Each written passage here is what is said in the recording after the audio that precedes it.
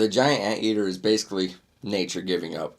So today, we're talking about the giant anteater. And honestly, what even happened here? This thing looks like somebody opened up a character creator in a video game, got distracted halfway through, and just hit finish. It's got a nose that's like 2 feet long, a tail the size of a Christmas tree, tiny eyes, tiny ears, and it walks around on its knuckles like it's trying really hard not to scratch up its own hands. Nature really looked at this one and said, good enough. Now, despite looking like a vacuum cleaner that grew legs, the giant anteater is actually one of the coolest animals on Earth. First off, this thing can grow over 7 feet long from nose to tail. That's longer than some pickup trucks are wide. But somehow, most of that isn't in the body. It's just nose and a fluffy tail. If you remove the tail, it'll look like somebody forgot to finish building it. Now, you think an animal called a giant anteater would eat, I don't know, something like giant ants? Nope. Just regular ants, and sometimes termites. That's basically the whole menu. That's all he eats. Which sounds boring.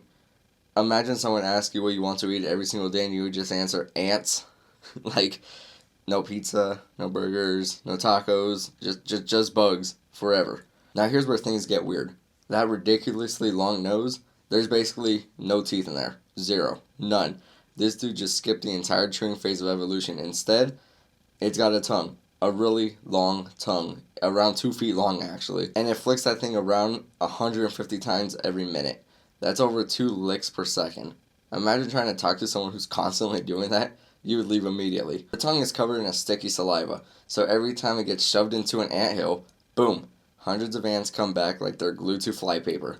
Then the anteater just swallows them whole. No chewing, straight to the stomach. Speaking of anthills, you think an anteater would completely destroy one every time it eats. It actually doesn't. It uses those massive claws to open the nest, eats them for less than a minute, then moves on. That's because if it hangs around for too long, the ants start fighting back. And honestly, when thousands of angry ants decide they've had enough, it's probably best you leave. Those claws aren't just for digging either. They're enormous, like seriously enormous. Some claws can hang around 4 inches long. That's kind of big. The anteater has to curl its claws inward to walk on its knuckles, just so it doesn't stab itself every time it takes a step. Imagine wearing ski boots, except the ski boots are knives.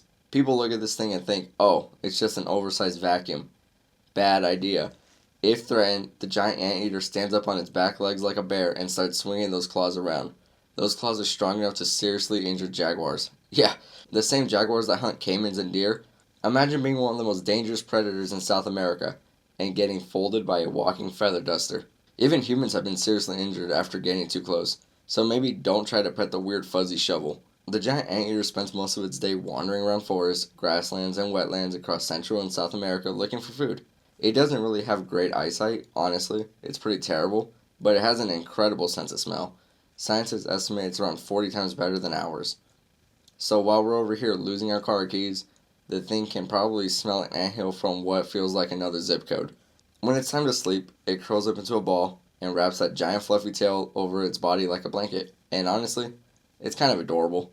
It somehow goes from looking like an alien vacuum cleaner to looking like the world's comfiest throat pillow. Baby anteaters are pretty smart too. Well, smarter than I would be. The baby rides on its mother's back for months, and its fur patterns actually line up with hers. So from a distance, it almost disappears. Basically, animal camouflage. Now, unfortunately, giant anteaters aren't having the easiest time. Habitat loss, wildfires, roads, and vehicle collisions have caused their numbers to decline in many areas. They're currently listed as vulnerable, which means protecting their habitats is becoming more important every year. So even though they might look like somebody glued random animal parts together, they're actually an important part of the ecosystem. They help control insect populations and keep nature doing its thing. The next time somebody tells you evolution always makes perfect animals, just remember, the giant anteater exists. A 7-foot long, toothless, bug slurping, knife-handed, walking vacuum cleaner. And somehow, it absolutely works. If you enjoyed learning about one of the weirdest animals on Earth, hit the like button, subscribe, and let me know what bizarre animals I should cover next. Because trust me, nature has way more where this came from.